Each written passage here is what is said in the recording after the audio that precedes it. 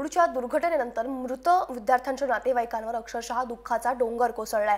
आपल्या पाल्यांना गमावल्याचं दुःख हे ते शब्दातही मांडू शकत नाहीत। अशात मुमताज अन्सारी यांनी आपल्या 2 जुळ्या मुलींना गमावल्याचं दुःख हे अन्सारी कुटुंबियांसाठी आभाळ फाटण्यासारखंच आहे। पाहूयात हा एक रिपोर्ट।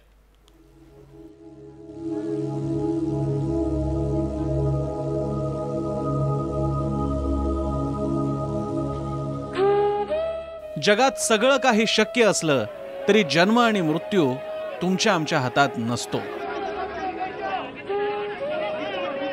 पुण्याच्या रफिया आणि साफिया या जुळ्या बहिणींच्या वाट्याला जन्म आणि मरण दोन्हीही एकाच वेळी आल्याचा दुर्दैवी योग आला।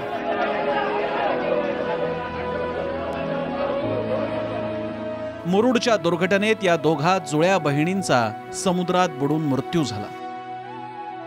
रफिया आणि सफियाच्या वडिलांनी त्यांना सॉफ्टवेअर इंजिनियर करण्याचं स्वप्न पाहिलं होतं। समुद्राच्या एका लाटेनं या स्वप्नावर पाणी फिरलं।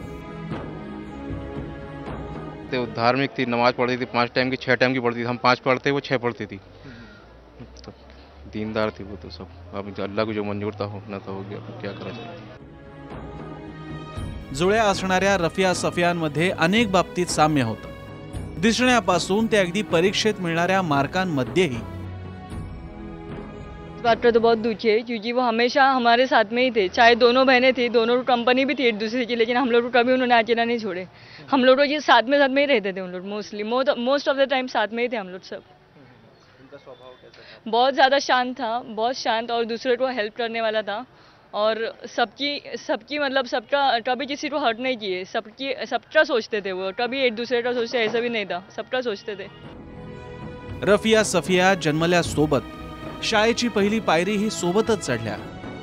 प्रत्येक बाबतीत सोबत असणाऱ्या या दोघींनी शेवटचा श्वासही सोबतच घेतला। यासारखी शोकांतिका दुसरी कुठली? अमोल कविटकर, जय महाराष्ट्र, पुणे।